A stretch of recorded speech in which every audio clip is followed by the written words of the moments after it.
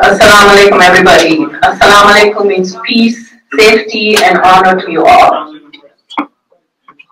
Esteemed guests, religious leaders, community members, and friends, warm welcome to you.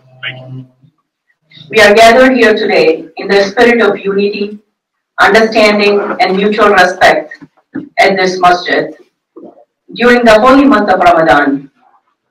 This gathering is a testament to the power of interfaith dialogue and cooperation, reinforcing our shared commitment to peace, tolerance, and the universal values that bind us all across different faiths and cultures.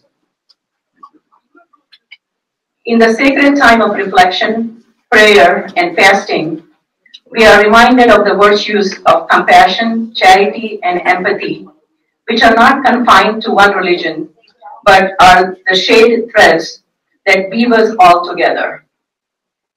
As we learn from each other and celebrate our shared humanity, let's carry forward the spirit of Ramadan, a beacon of hope and renewals into our everyday lives. Thank you all for your presence today, and I hope this interfaith gathering fosters and deepens understanding and respect among us and strengthens the bonds of our diverse community. Thank you for coming.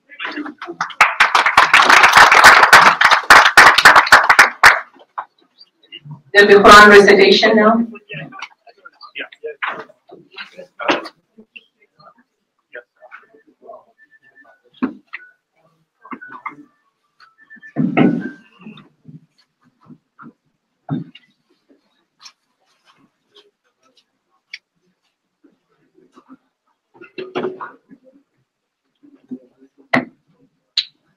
أعوذ بالله من الشيطان الرجيم بسم الله.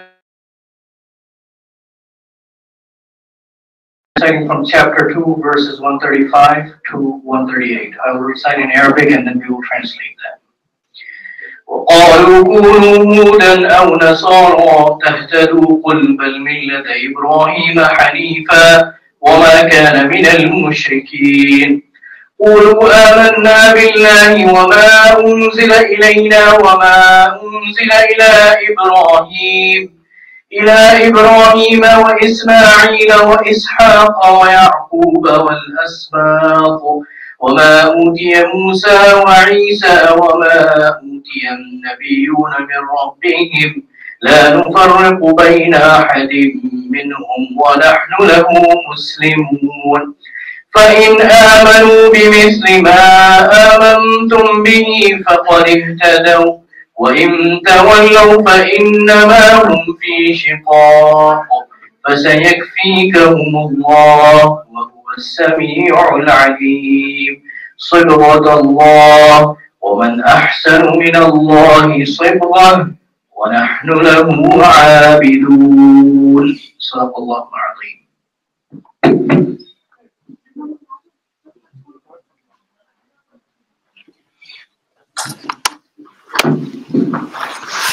The Jews and the Christians say, follow our faith and be rightly guided. Say, O prophet, no, we follow the faith of Abraham, the upright who has not a polytheist. Say, O believers, we believe in Allah and what has been revealed to us. And what has been revealed to Abraham, Ismail, Isaac, Jacob, and his descendants. And what has been given to Moses, Jesus, and other prophets from their Lord.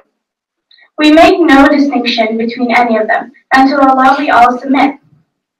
So, if they believe in what you believe, then why will they indeed be rightly guided? But if they turn away, they are simply opposed to the truth. But Allah will spare you their evil, for He is the all-hearing and the all-knowing.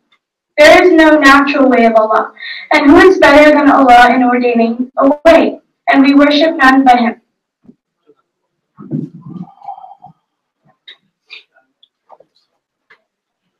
I don't need an introduction. I don't need it. If you want to, like, I don't want to discourage it. No, you don't. You don't need any introduction. I'm already known for being the bull in the china shop, so.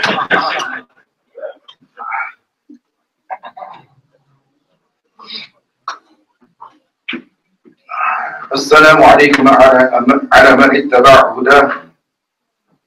Welcome. Some familiar faces and then some new faces. This is, I've lost count. I think this is maybe my 4th or 5th time doing this. It is an honor and pleasure, and I'm going to give you the disclaimer right from the very beginning. I'm exhausted. I think it's readily apparent on my face. I am thoroughly exhausted. We're at the end of the day of fasting. It is a work day as well, so the cumulative effect, if you will, right, is taking its toll. So please bear with me. I'm just humbly requesting your patience for this little short period of time. Speaking of which, let me keep an eye on that because that is very important. Okay. I'm going to give a brief rundown because there was a couple of questions that came in, shared questions from amongst you, and it was shared with me, so I'd like to tackle that also regarding like the food and the meat and so on and so forth. But what is Ramadan and what is the whole point of it? Allah, God, and if you hear, like I'll say both, but if you, I've been blessed to travel the world, and you'll find that in the Middle East, you'll find that even the Arab Christians, they don't say God, they say Allah. They understand like Allah means God, right? It's only when you come over here, when you come to the West, into the predominantly English-speaking lands, right? There's a distinction, like, oh, that must be an Arab thing, or there's a difference, there's a distinction between the two, right? So, God, Allah, says in the Quran, Bismillahir-Rahmanir-Rahim, Ya ayyuhalladhina amanu, كتب عليكم الصيام كما كتب على الذين من قبلكم لعلكم تتقون. O you who believe, fasting has been prescribed for you, the same way as it was prescribed for those who came before you. But what is the whole point of this fasting? لعلكم تتقون. That you should acquire taqwa. There's a hope. It's not a guarantee. لعلكم. There's a hope that you will acquire this taqwa, God consciousness, fear of God, understanding and clarity and realization of reality and truth. That's what it's about. Now, so Ramadan is about what? Get in touch with reality. Get in touch with the truth. And ultimately, who decides that reality? Who decides that truth? It is only God Himself. He has no daughters, sons, partners, equals, associates, rivals. He has no beginning. He has no end. He is the creator of time and space. He controls. He is omniscient. He is omnipotent. He is beyond the comprehension of human intellect. Because if I were to ask you, think of a single thing outside of time and space. Can you? We're bound. These are the parameters of our intellect. These are the parameters of our existence. Now, God exists outside of that and created this for us. So the proper thing here for us is understanding that God is not a human being. Beyond that. Human being creation, just like anything else. Just like the planets and the solar system and the universe. So come to grips with the reality that you have a creator. And that creator that created you has also given you a purpose in life. Now, the thing about it is that we have all these other influences. What's going on over here? Can you do something about this over on the left-hand side, please?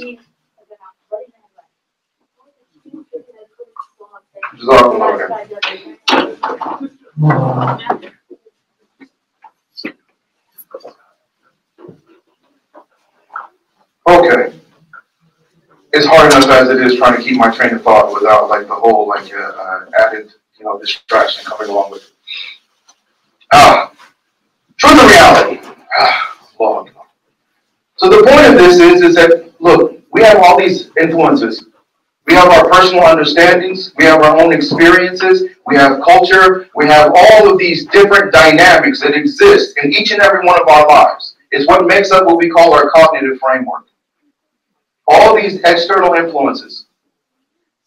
Now, the challenge for us as human beings is, do we let any of those override the truth for the sake of familiarity, for the sake of comfort, for the sake of convenience? Where does our loyalty lie? And that's what Ramadan is bringing to us as a question. Where does your loyalty lie? Is your loyalty to your food and to your wants and your desires? Is it to your own thinking? Is it to a nation? Where is your loyalty? Or is it to God? And this has been a fundamental question, right, that has existed, right, in terms of human beings, the human race, and dealing with, number one, life in this world, and then the reality of the life in the next. So what Islam does is gives us Ramadan to change and at least try to give the opportunity to change your perspective to that of the Akhirah, meaning the hereafter.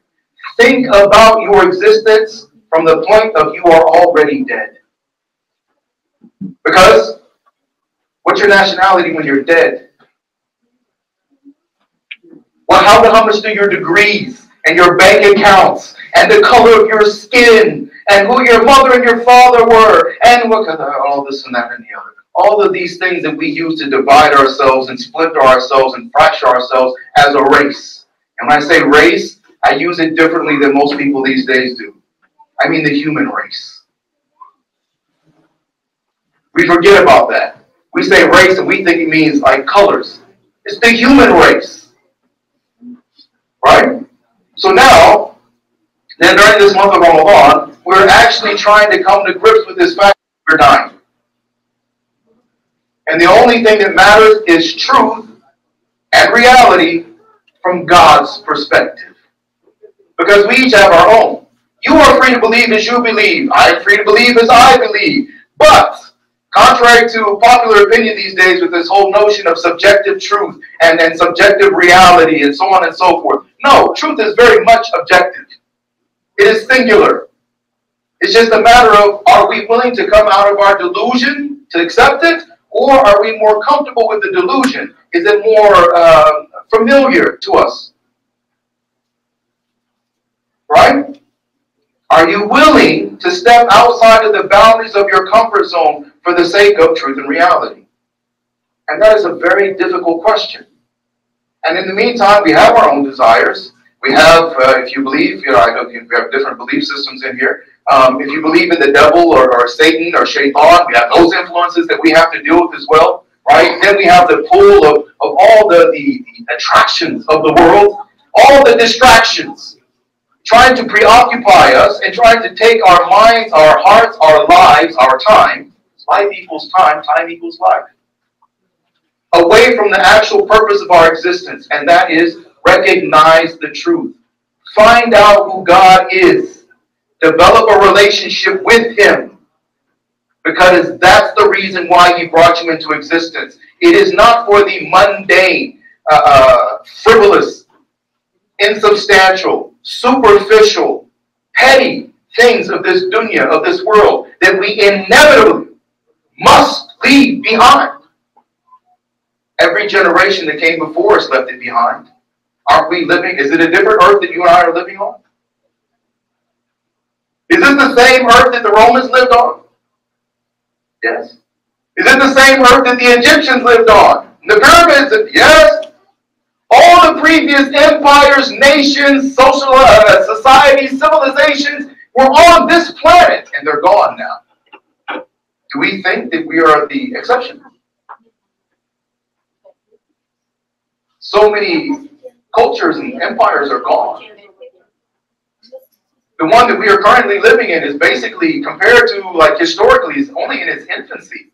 And already we're seeing the difficulties that we're having across completely across the spectrum. Completely across the spectrum.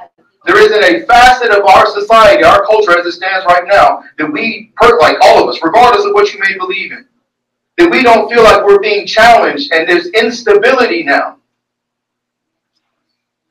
Right? So now when you think about this, what is one of the first things to help bring everything back in perspective? Number one, we're all one race. The human race. Number two, we're all going to die. Now, is there anybody who doesn't believe that? Please raise your hand. Right? We can all agree on that, right? Isn't that where we should begin? That's the reason why we do this at Masjid Huda, right? That's the reason why I'm here. Not to, like, we can talk about the barriers and difference, and I believe this and you believe that. If you want to have theological discussions and theosophical discussions, we can do those, mashallah. We can have, like, an academic debate and so on and so forth, and we can actually enjoy it. We don't have to be angry. We don't have to be rude. We don't have to be uncivilized, right? We can actually, like, talk to each other like human beings who just happen to have different opinions. And be comfortable with the fact that I can walk away completely comfortable. You believe what you want to believe. I'll believe what I want to believe. God will judge both of us. And I'm okay with that. Right? Lakum dinukum waliya din. To you be your way of life, and to me be my way of life. You have to answer for yours. I have to answer for mine. You choose yours, I'll choose mine. And we can have a discussion about it if you want. There's no problem with that. But what we're talking about here is that we have to find some common ground first. And this Ramadan is the perfect opportunity to not just identify that common ground, but for all of us to do as we're doing right now, and that is to stand on it. Together. Alright? So I'll tell you right now before we get to the close, you are always, like, until I have to leave here, even if you see me, and I've had people do this. Brothers, please, may Allah bless you. Have a seat. Sorry.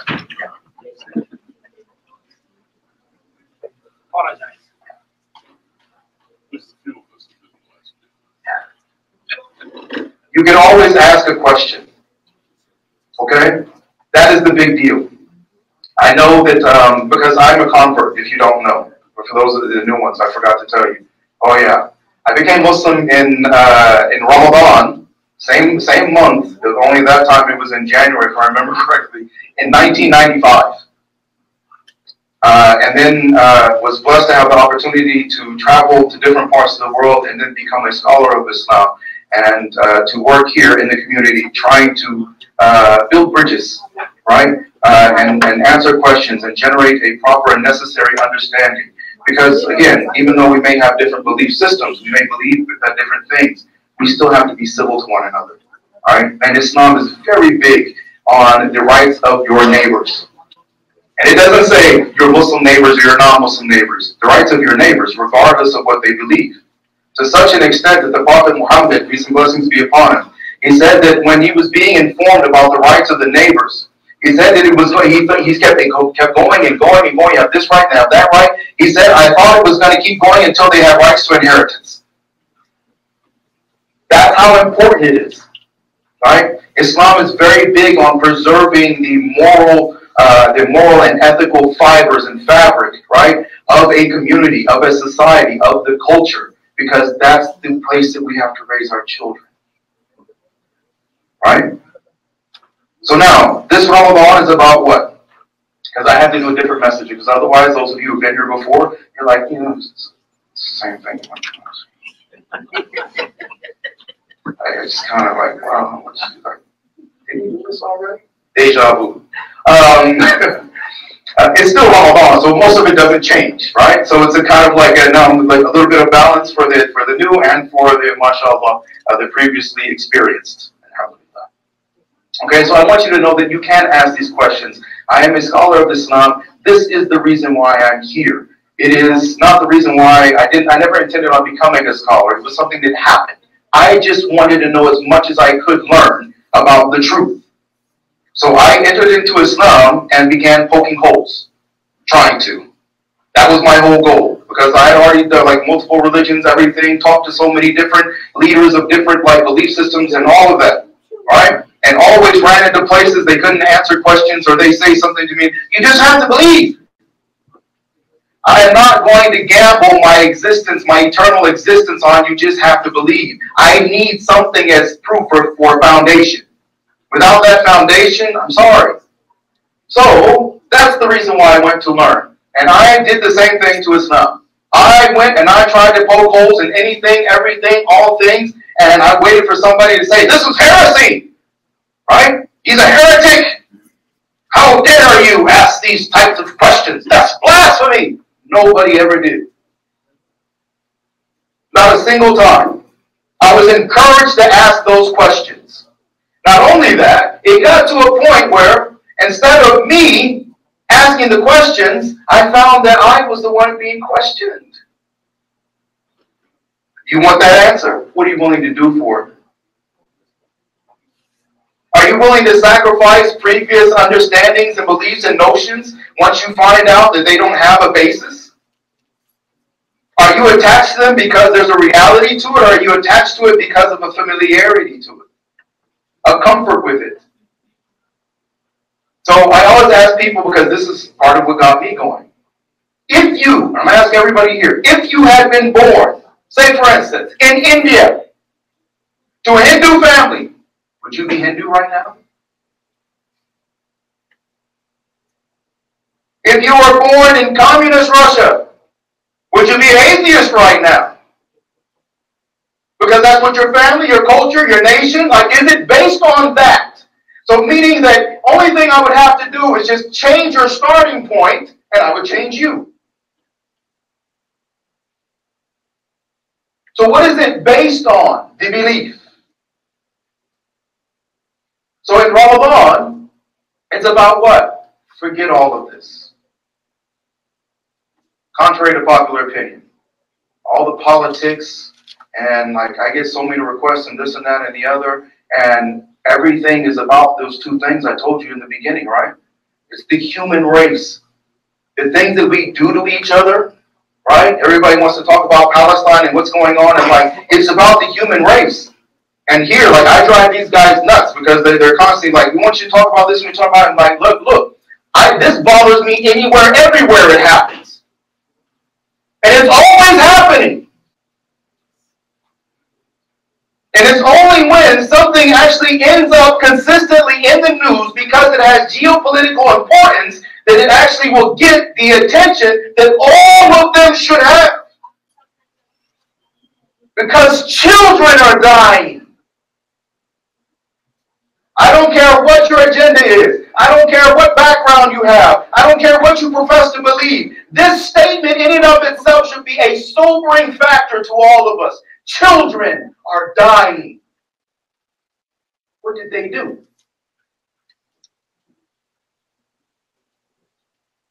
I come from a military background. Both my parents were in the U.S. military. My father retired from the U.S. Army. My mother was in the Army and then retired civil service after 20 plus years. All right? So I grew up in like all over the place. I was born in Stuttgart, Germany, military base. All right? Been all over the place. 3 tours of duty over in Europe. Sister born in D.C., all over the place. And I'm telling you, something I learned from within the military is that rich people make wars and poor people die in them. Whether they're the ones fighting or they're the civilians on the ground. When you look at the numbers, it's the wealthy, they benefit and they start the wars, and then it's the poor that die in them. And I grew up with that understanding, and I have always looked to find that is there any imbalance? Is there any falsehood to that statement, that understanding? I have yet to see one. If you do, please share it with me afterwards. So this is about us trying to come together. This is about us trying to understand one another. This is about us like, okay, can you get over your ego? Can you get over all of these things that divide us? So that we can actually have some open and honest dialogue. And again, understand each other, even if it's just to the degree that, yes, I respect you, I respect your beliefs, I don't agree with them. But I respect you as a human being. And I respect that you have that choice, and that it's your choice to make. La ikraha fi ddin. There is no compulsion in religion. It has to be your choice. You can't force somebody to believe something. They can pretend, right?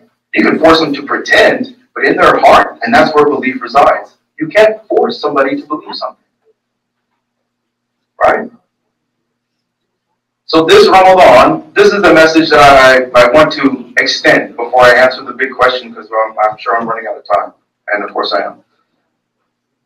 We are human race. We're just one. And we're all dying. And that's truth.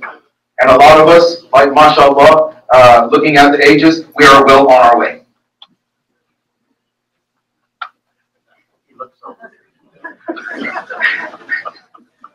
Me too, look, it's happening. Right? It happens, it's happening to all of us. Now here's the thing, because we had to have a little fun with it, right? But none of us know we're going to live to see the sunrise. None of us. Regardless of our age, regardless of our current understanding of our health, not a single one of us have a guarantee to see the sun rise tomorrow. So that means what's more important than the truth today? But we also know that human beings, we are prone to procrastination. So, now the older, you make fun of them in the beginning, now you got to go back to them because they are also the wise ones. When you ask them, how long did it take you to live your life? It's just like a day, a part of a day. I'm sure everybody with the white hairs in here can still remember when they were in their 20s, and their 30s, and their 40s, and so on and so forth. See, I stopped at 40s, right? You can vividly, isn't it? And then on top of that, those older, like, here I use the term silver citizens with gold hearts. Right? That's right. Silver citizens with gold hearts. Those gold hearts were earned over the decades. And they actually have a perspective. Like this is my favorite group to actually speak to. Like the older, the better. Why? Because of contrast. They understand something that young people don't. The world wasn't always like this. It's changed dramatically over just our lifetime. Right? Since somebody was explaining about, what was it? A fax machine. The kids didn't know what it was. How about a wall phone? Wall phone? How about stick shift? Oh, jeez, yes. VHS, right? I remember when microwaves, like with the dial, remember? Right? It had the dial. Like there were no buttons. Like it was like at first you just had the dial. Ooh. Yes. Way back, right? And this is all within our lifetime. All of it is within our lifetime. We remember when there were like when computers were the Commodore 64. The TRS-80 with the green screen, the Radio Shack TRS-80. Radio Shack doesn't even exist anymore. Right? Dot matrix printers.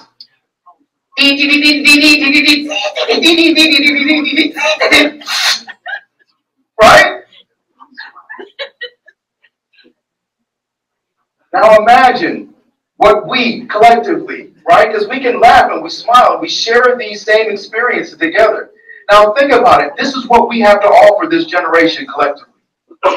Even though we may believe different things, we can still understand one another. We can still relate to one another. We can still work with one another.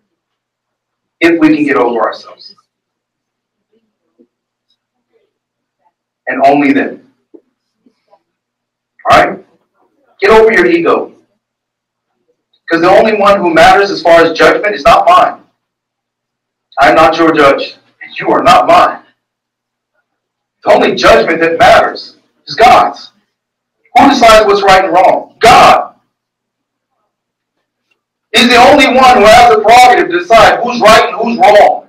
Now, he gives us a criterion, and in Arabic we call it al-Furqan, the Quran. As far as like, look, this is how you understand what's right and what's wrong. And he's done it, the same thing, all the prophets, throughout the centuries. More or less 124,000 of them. With the books, with everything. This is how you understand truth and reality. There are no more prophets to come. There are no more books to come. This is it. This is the final curtain call. At no point in time has there ever been 8 billion people on the planet. And look at what we're doing to each other. Look at what we're doing to the planet. It's the final curtain call. So as a race, you and I as individuals, we have to decide how we want to end our time here. And that's what you, like all of these guys, as they're reading Quran, as they're fasting, as they're coming in to make the prayers, like this is what they're supposed to be thinking about. The grave is calling. It is a destination. It is a point in time that is fixed and waiting for me. And I am progressively moving towards it. It cannot be stopped. It cannot be delayed. So get ready. So Ramadan, get ready.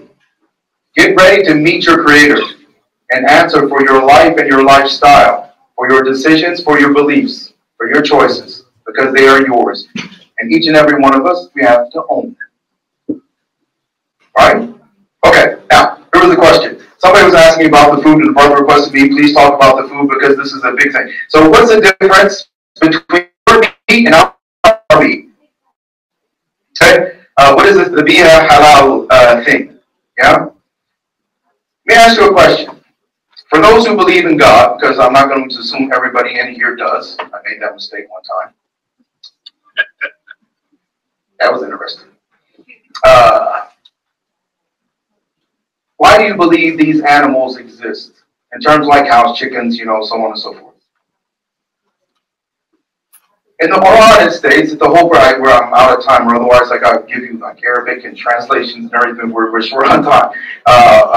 Trust me, when it's time to break the fast, nobody's going to care about anything I'm saying at that point. The whole point is that it's food for us. So when an animal gives its life, right? Like for us, we have our purpose. Those animals have their purpose. The whole point, how we understand that the death of the animal in Islam is that, number one, the animal has rights as far as how it is supposed to be taken care of. It has rights. Okay? You have to treat it with respect. It's not just an inanimate object or just to be treated like a commodity. Right? It has life, and life has to be respected. So then we take care of how we raise the animal. Then when it comes time to actually slaughter the animal, the intention of slaughtering the animal is to do what? That this animal, when we consume this animal, that we are going to, through our actions, turn the flesh of this animal, the sacrifice of this animal, into righteous deeds. So now the purpose of that animal has not been wasted. It died for what? To turn into what we call ibadah, the worship of God. Through what? Through charity, through kindness, through prayer, through remembrance, etc. Right? So now why does the animal die? The animal has died to feed me as the abd, the slave and the servant of God. So now its death has purpose. Its flesh has purpose. My consumption of it has purpose. Okay? So when we say the biha halal, what we're saying is that we're talking about that process. That this animal has to also be killed with respect, with dignity. It has to be with care. Even to a certain extent, like when Hajj comes, even to a certain extent, you should have some emotion. You don't mention this a lot of times, but like during the Hajj season, the actual for the animals that are like slaughtered during that time, you're actually supposed to be keeping and developing a relationship with that animal over the year. Go out there, pet it, hug it, give it a name if you want to, right? Because the whole point is you got to understand what Abraham went through. You should have a relationship. Taking a life is not to be taken lightly. So when we go to slaughter the animals, we say the name of God. This is the reason why you're dying. Allahu Akbar. That He is the one who gave us, all of us, our purpose. He is the one who is like, now put us in this place. And now I'm hoping that the nutrition and the benefit that I get from this animal is going to be used by me, not in an oppressive way, meaning committing sins, but used in a just way, meaning bringing myself and others closer to God. Right? representing the Prophet Muhammad, peace and blessings be upon him, through my actions, through my words, through my character. That's what we're trying to do. So yes, we are Islam is a system. So every aspect of it is a complete way of life. As Allah Ta'ala says in the Quran, اليوم أكملت لكم دينكم وأتممت عليكم نعمتي ورضيت لكم الإسلام دينا. Today I have perfected your religion for you. It is perfect. It is complete. Now only God can say that. You and I can never do anything perfect and complete. Because we're human beings. We're fallible. We're imperfect by our very nature. I don't know about you. Do you have any day that you did not commit a sin? I tell my students and everything, it's the only thing I'm perfect at. The only thing I'm perfect at is being imperfect. I can't remember a single day where I did not commit at least some type of sin. For me, like you guys are better than me probably, for me it's multiple. I got categories of it and everything, yeah? So we're imperfect. So the only one who can do anything perfect is God. So who can tell us what is right and wrong? God. Who's the only one who has that prerogative? God. And who judges us based on that criterion that he gave us? God. Including, why'd you take that life? And what'd you do with it? How'd you treat that animal? With respect? With dignity? Did you value the life when it was taken? Did you value the life of the animal when you consumed it? Did you think about the life of the animal when you were committing that sin? How it died to fuel your nonsense? Your selfishness? See that consciousness there? Right? With the hopes that you will have consciousness. Think deeper. Don't get caught up with the pettiness and the superficiality of life. There's so much depth. There are oceans, bottomless oceans of depth for those who wish to do a little swimming. Unfortunately, most of us are completely comfortable just floating on the surface. Alright? So may God make us from amongst those who are willing to take that deep dive into truth and reality, regardless of whatever it means. And give us the strength and the courage to make any necessary changes, because the only thing that matters is what God wants. Nothing else. Trust me, society wants, and this one wants, and like everybody wants something. Your family wants one thing, and this one wants one thing, the wife wants one thing, the kids want something else, and subhanAllah, the boss wants something, and then the employees want, everybody wants something. And the more you have, the more they want. But what about what you and I can give to God? Because He's the one who deserves it all. He deserves our loyalty, you agree? Deserves our respect, deserves our honor, deserves our obedience, deserves our love, deserves our awe and admiration. That's what God deserves. But we can't do that if we're being selfish. So may Allah subhanahu wa ta'ala save us from our own selfishness. May Allah subhanahu wa ta'ala save us from balada, from misguidance. May Allah subhanahu wa ta'ala save us from enmity and animosity between us. May He unite our hearts upon Tawheed, upon His divine singularity. Ameen ya Rabbil Alameen. We have a few more minutes. I was told like I'm going to leave 10 minutes. I'm doing good. I don't know how well good because I don't know. Anyway, I'll watch the recording later. You have no idea, like my head is whoo. Okay, questions, worries, problems, concerns. Anything that you want to ask about Ramadan, etc., everything is on the table. One of those rare people. Like I go to other places and I see like people talk and then like people have all kinds of questions. I don't know what it is. Every time I like talk, it's like if I get one question or even two questions, it's like, right? See, but like you've been there, haven't you? Yeah. Yes. Excellent question. How many Islamic holidays do we have? We actually, I'm going to take your understanding of like what I know what you mean by holiday, right? Meaning like you have day off, a celebration, and so on and so forth, right? Yeah. For us, two. Okay? We have Eid al-Fitr, which happens the first day of the month after Ramadan. So for us, it's called the first of Shawwal. So as soon as Ramadan ends, that next day is a day of celebration for us. So we're celebrating all of the worship and ibadah and everything that we did during that month. We're celebrating that obedience and that love for God. And then the other one happens at the end of Hajj, or the pilgrimage season. So when the Hajj actually finishes, that is known as Eid al-Adha, and that's the second day of celebration.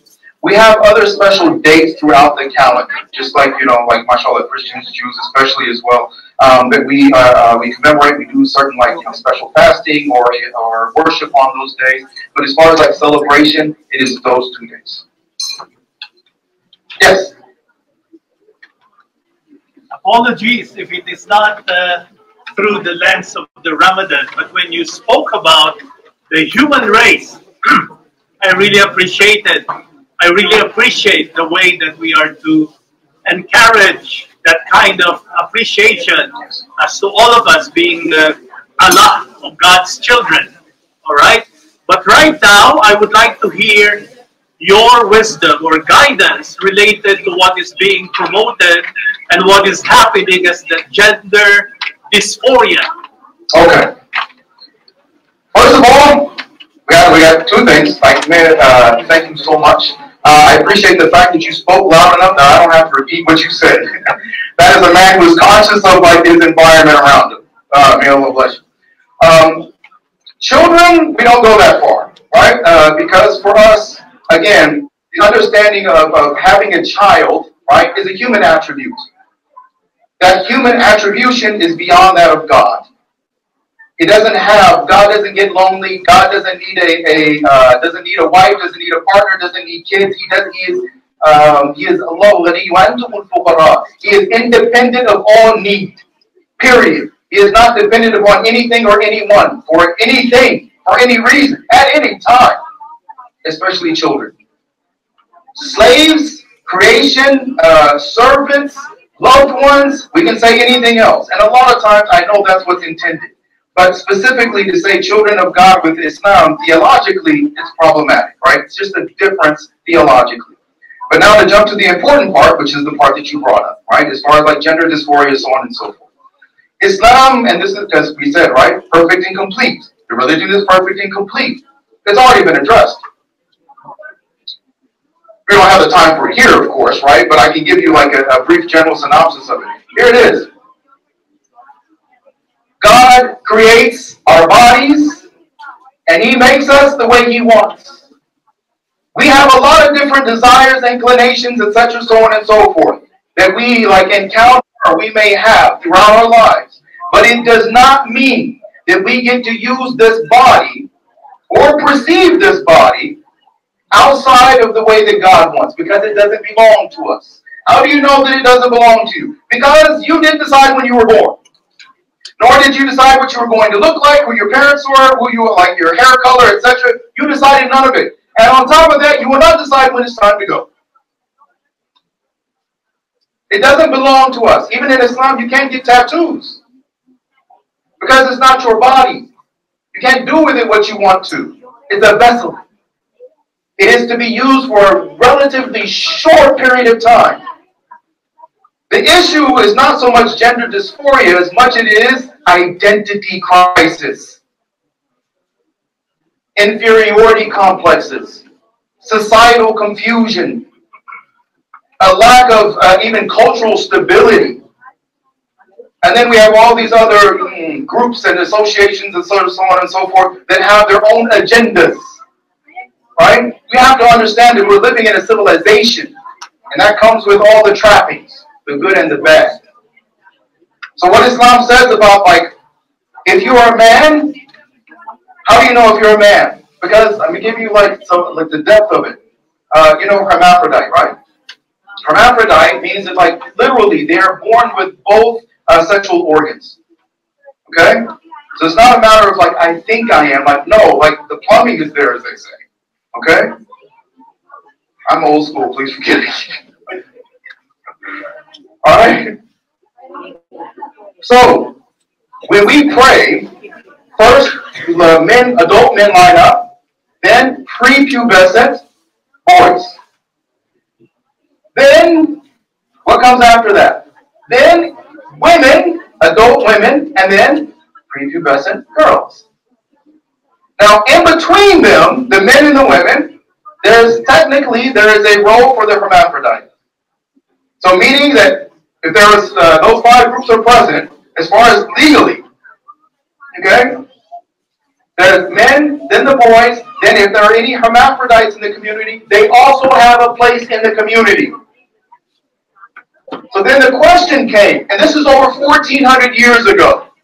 Not 14 hours ago, 1,400 years ago. So then the question came, well, like as far as like the laws of inheritance and so on and so forth, like what do we, like is it a male or a female? Both the sexual organs are present. The answer is beautiful. I never thought about it. From which place does the urine come out? Right? It makes so much sense. And whichever place the urine comes out, you will, as far as legally, you will consider them that gender as far as inheritance and so on and so forth. It's all done.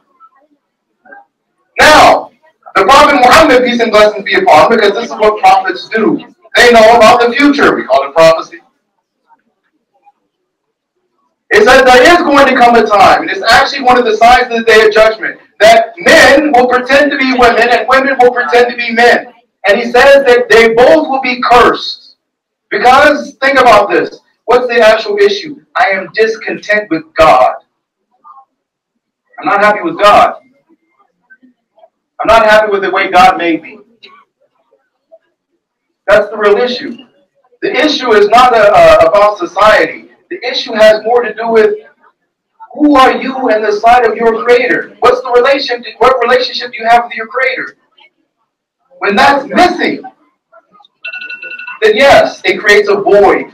And when a void is created, it creates a vacuum. And something will fill that vacuum. Now, do people have these very real feelings and everything that are associated with what they're going through? Absolutely. And Islam does not allow us to discount like or treat them kind of like blindly, if you will, right? So like if somebody is going through this type of difficulty, you don't just like look at them and tell them like, well, you're just wrong, da da da da da da. There's an emotional factor, there's a psychological factor, so that also has to be addressed, right? So it is more about like understanding things as far as like understand the problem and then understand the solution and then application of that solution. But you gotta love everybody still. You gotta want the best for them, right? And if they decide they want to do like X, Y, and Z, it's between you and God. Again, lakum dinukum waliyadin. That's between that thing is between you and God. Now for us as Muslims, the issue is that when you start now, because remember we said la ikraha fid-din, there's no compulsion in religion. When you start now compelling people that you must believe this, or you must teach your children this, or you have to do this in your home, or you have to have this in your education, and then yes, that for us is extremely problematic. That's extremely problematic. If you want to do it, that's your thing. Don't force it on everybody else. Do you see what I mean? So it's very clear cut. Now, like I said, please, I gave like there's a caveat to all this, and it is this. This is a longer, like in order for us to like properly go over this topic right here, I would need a solid 2 hours from you. There's so much more I need to give you. Okay, so I'm just giving you like an encapsulated, little dose. That's all it is. Okay, so please. I was at that Masjid, the mosque the other day, and the imam there, he said, like, no, you're not free to quote me. You want to quote me? I don't have a problem with that, after you spend 2 hours with me, though. That's the deal, okay? Don't, like, take that, like, as these days you got to worry about so often, sound bites. It's a very real thing, trust, yeah, it's I got to worry about it all the time. And these days now with the access to video stuff and everything, like you find somebody who doesn't like you, they will actually take your material, chop it up, and make you say something completely different. And that was before AI. Now they don't even need me or my material. It's like we have your voice, we have your face, and next thing you know, I'm watching me say something. And that's the reason why don't become popular these days. Because whoever you're popular with, I guarantee you there's a flip side of that coin. And there's going to be people that you are unpopular with. Okay? So, I know it's a sensitive subject. It is a subject that it deserves attention within our society, right? Especially with our young people. It is a topic that I think it is definitely something that, regardless of belief system, that we have to engage in discussion. At least, if nothing else, that we can understand where each other stands and perspectives and viewpoints, right? So that way, inshallah, that God willing, that we can, to whatever degree, at least collectively come to some sort of understanding for the sake of our children, right? Even if it's the understanding of we agree to disagree, but we are going to respect each other's opinions and positions and not infringe upon each other's rights. Because, and I'll end with this, regarding that question, I may be wrong, but my personal experience has been that these are the most intolerant people I've ever come across. Like they say that, like, if nobody's tolerating us, and it's like, you know, like, we need to be this, and it's like, whenever I actually engage with them, they're some of the most intolerant, like, you must believe and accept me, and this is like, well, where did that come from? If I do it, I'm wrong. You do it, I have to accept it. There's something grossly, like, horrendously wrong, like with just looking at it from the topography of the issue. There's something horribly wrong. It doesn't make sense. It's irrational too often. You hear things irrational. You like the whole the discussion ends up taking irrational turns left, right, center, so on and so forth. It doesn't make any sense most of the time. It's like there's no academic real aspect to it. It's just a bunch of emotions and feelings and psychology. That's very difficult to actually nail down and say that, okay, let's come to some determination when everybody has their own way of looking at it. As one brother said it, we started out with LGBT, right? Then it was LGBTQ. Then it was LGB, and then now one brother, he says, look, I just say alphabet gang. All the letters, and then a plus, so that way all the numbers and everything get included. When do we get there?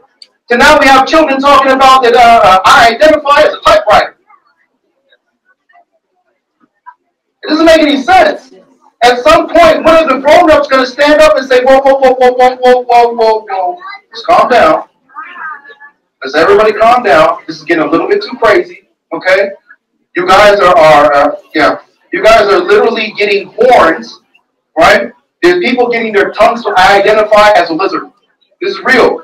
So have the tongue split, right? People want their ears removed. I had a situation here in Chicago where there was a young lady who didn't want to be male or female. So she wanted all male and female indications physically removed from her body. And now we're dealing with the fact of what happens to them 10 years after the fact, or 15 years after the fact, which is a first. There's a lot to discuss. There's so many issues. We've got Ramadan, we got Palestine, we got gender dysphoria. It's like all in 45 minutes with a fasting guy whose brain is about to shut off on him in mid-speech. I did my best. I'm gonna thank you guys so much for listening to me. Sometimes I feel like I'm rambling on with you. I hope it didn't come off that way, and it was of some at least slight benefit to you. Again, if you catch me whether here or any other time, and with any other questions, or you want to sit down and talk, please, I'm available, and I would enjoy the experience. Inshallah. Thank you so much. Thank you. Sheikh Khalid. Right now, we want you to get up and make your place because the time is almost there for Iftar. So it's a break of fast. So please, there's a buffet, so please make your plate and then come back. And the dinner will be served after the prayers. So we'll go upstairs, not you all. The people who want to go upstairs for prayer, they can do that. And then when we come back, we'll have a dinner as well. So please make your plate. Please please go ahead and walk through it behind you. There's a buffet style. Make your plate.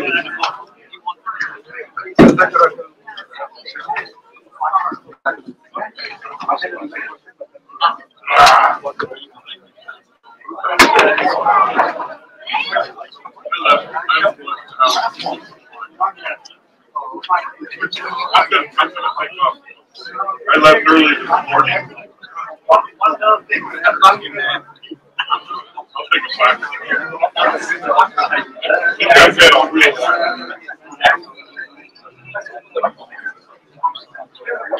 you for the invite. Yes. I've seen you twice. I can bring them a I feel bad about that.